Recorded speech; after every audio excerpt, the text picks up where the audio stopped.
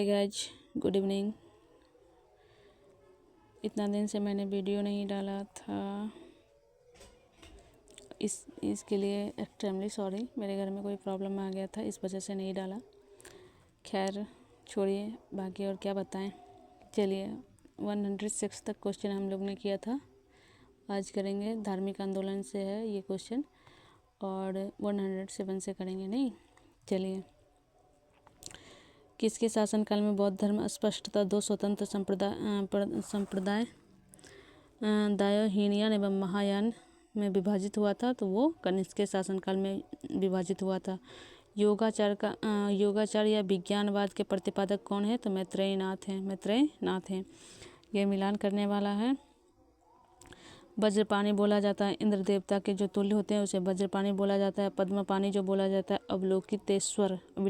अवलोकितेश्वर जो होते हैं उन्हें पद्मपाणी बोला जाता है। मंजूश्री जो बोला जाता है, बुद्धि को प्रखर करने वाला जो होता है उन्हें मंजूश्री बोला जाता है। अमिताभ जो होता है वो स्वर्ग के देवता होते हैं। ठीक है। 110 भारत से दक्षिण की ओर के देशों में बौद्ध धर्म का कौन सा संप्रदाय प्रचलित हुआ? तो ये हुआ था हीनयान प्रचलित हुआ था। दक्षिण की ओर जो प्रचलित हुआ था धर्म वो हीनयान हुआ था। भारत से उत्तर की ओर के देशों में बौद्ध धर्म का जिस संप्रदाय का प्रचलन हुआ था उसका नाम है महायान। उत्तर में हुआ था महायान और दक्षिण में हुआ था हीनयान। दक्षिण में हीनयान और उत्तर में महायान। बौद्ध धर्म का मूलाधार क्या है? चार और आर्य सत्य। बौद्ध धर्म में त्रिरत्न क्या इंगित करता है? बुद्ध धर्म और संघ इंगित करता है। बौद्ध धर्म को भारत में अंतिम राजकीय संरक्षण किस वंश के शासकों ने दिया? तो ये बंगाल के पाल ने दिया था। तो फिर यहाँ पर है नालंदा विश्वविद्यालय के संस्थापक कौन है? तो कुमारगुप्त प्रथम है, गुप्त वंश के शासक हैं। अदंतपुरी का गोपाल, विक्रमशिला, धर्मपाल और वल्लभी भट्टारक मैत्रक वंश के थे। भट्टारक धर्मपाल जो थे वो पाल वंश के थे, गोपाल भी पाल वंश के ही थे और कुमारगुप्त प्रथम जो थे वो गुप्त वंश के जो संस्थापक बोले जाते हैं। ऐसे तो मतलब रियल संस्थापक अगर आपसे पूछा जाए तो गुप्त वंश के संस्थापक कौन है? तो वो श्रीगुप्त थे। ठीक है। और बोले जो रियल मतलब वास्तविक संस्थापक जो बोला जाता है वो बोला जाता है किसको? ये क्या कहते हैं? और यार भूल अभी दिमाग से निकल रहा है, फिलहाल दिमाग में नहीं आ रहा है। कहते हैं ना अंदर में है और दिमाग मतलब भूल रहे हैं। चलिए आगे बढ़ते हैं।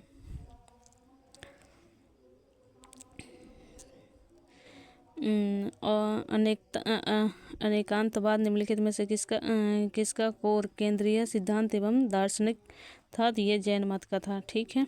महान धार्मिक घटना महामस्तकाभिषेक निम्नलिखित में से किससे संबंधित है और किसके लिए है? तो ये बाहुबली के लिए है। जैनियों का विश्वास है कि जैन मत 24 तीर्थंकरों की शिक्षाओं का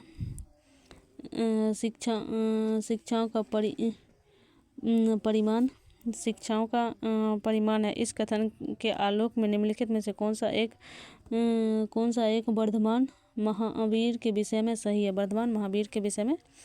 सही है। तो ये है वे अंतिम और 24वें तीर्थंकर थे जिससे इस नए धर्म का संस्थापक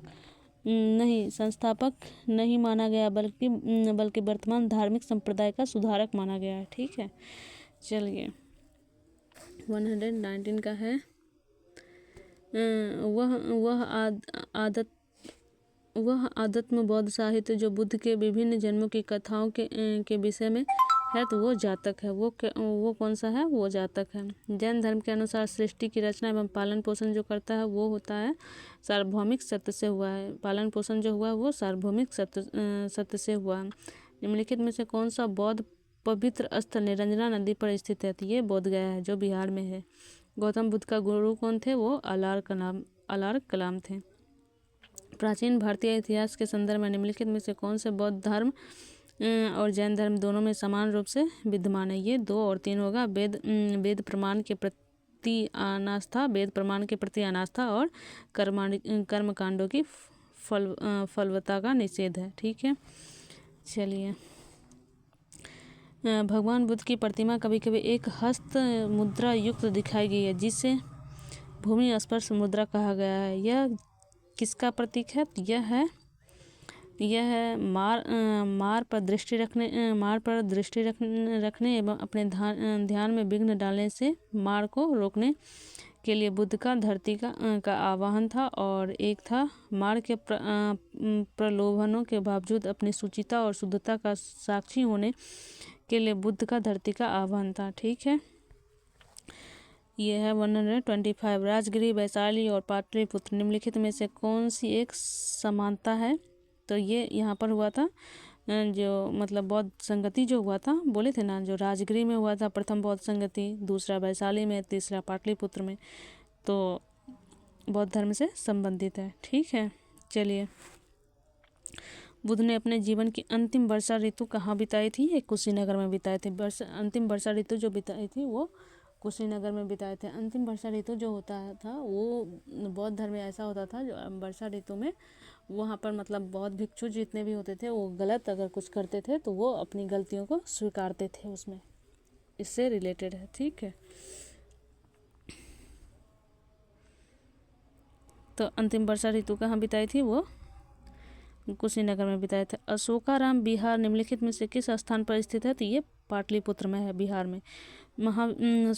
स्वामी महावीर के भिक्षुणी संघ की प्रधान कौन थी? तो ये चंदना थी, चंदना। ठीक है, स्वामी महावीर के भिक्षुणी संघ की प्रधान जो थी वो चंदना थी। नयानार कौन थे? नयानार जो थे वो अग्रणी जो शिव के भक्त थे। अरे यार, वे अग्रणी जो शिव के भक्त थे। विश्व के प्रसिद्ध पर्यटन स्थल सांची का प्राचीन नाम यह भी था, तो है काकनम या काकीनाट बोट। इसमें फिर मिलान करने वाला है 131 का। तो पारसनाथ जो था वो सर्प से मतलब इनका जो चिन्ह था वो सर्प था। आदित्यनाथ का वृषभ, और महावीर का जो था वो सिंह था। शांतिनाथ का जो था वो हरिण था। शांतिनाथ का हरिण, महावीर का सिंह, आदित्यनाथ का वृषभ और पारसनाथ का सर्प। ठीक है, इसमें भी मिलान करने वाला है, और न इसमें मिलान नहीं करने वाला, इसमें कौन सा मतलब सही मिलाया हुआ है वो बोल रहे हैं। तो दिगनाग जो थे वो बौद्ध विद्वान थे, ये ओनली 2 होगा। ये दोनों जो 1 और 3 जो है वो गलत है। फिर यहाँ पर है 133 का। सिद्धायिका जो थे वो महावीर थे। चक्रेश्वरी जो थे वो आदिनाथ थे। अंबिका जो थे नेमिनाथ थे। पद्मावती जो थे वो पारसनाथ थे। पद्मावती, पारसनाथ, अंबिका, नेमिनाथ, चक्रेश्वरी जो थे आदिनाथ, और सिद्धायिका जो थे वो महावीर थे। ठीक है, चलिए। धान्यकटक जो महासंधियों के अधीन एक प्रमुख बौद्ध केंद्र के रूप में समृद्ध हुआ, निम्नलिखित में से किस एक क्षेत्र में अवस्थित था? तो वो आंध्र में अवस्थित था। वो जो थे वो आंध्र में अवस्थित है। ठीक है, चलिए गाइज, टोटल मेरा 134 क्वेश्चन था और मैंने 134 क्वेश्चन कर लिया। आगे मेरा कौन सा चैप्टर है? आगे मेरा मौर्य काल है, चैप्टर नंबर 7, 322 इस BC जिसको बोलते हैं, बिफोर क्राइस्ट। तो ईसा पूर्व से 185 ईसा पूर्व तक है, 322 ईसा पूर्व से 185 ईसा पूर्व तक है। ठीक है, तो आगे वाला वीडियो मेरा यही होगा, मौर्य काल से संबंधित है। और बाकी क्या कहेंगे, वीडियो कैसा लगा कमेंट में ज़रूर करिएगा। और आगे हम ये करेंगे। इसमें टोटल कितना क्वेश्चन है, 1 मिनट देख के बता रहे हैं। इसमें टोटल 93 क्वेश्चन है। ठीक है, इसमें टोटल 93 है, और मैं ये आगे करूँगी, मतलब चैप्टर वाइज है ये। और मौर्य उत्तर काल है, और गुप्त पूर्व काल है। तो बाकी ये है 1 नंबर का। चलिए, तो हम कल डालेंगे, कल आगे वीडियो करेंगे। ये 9 मिनट का वीडियो है, और आपका ये मतलब हो गया अगर ये वीडियो देख लेंगे तो आपका ये जो होगा धार्मिक आंदोलन से जो संबंधित जितने भी क्वेश्चन है ये पूरा हो जाएंगे। ठीक है, चलिए वीडियो कैसा लगा आप लोग बताइएगा। बाकी और कुछ तो हम नहीं कहेंगे, आपको जैसा लगे वो करिएगा। Thank you so much.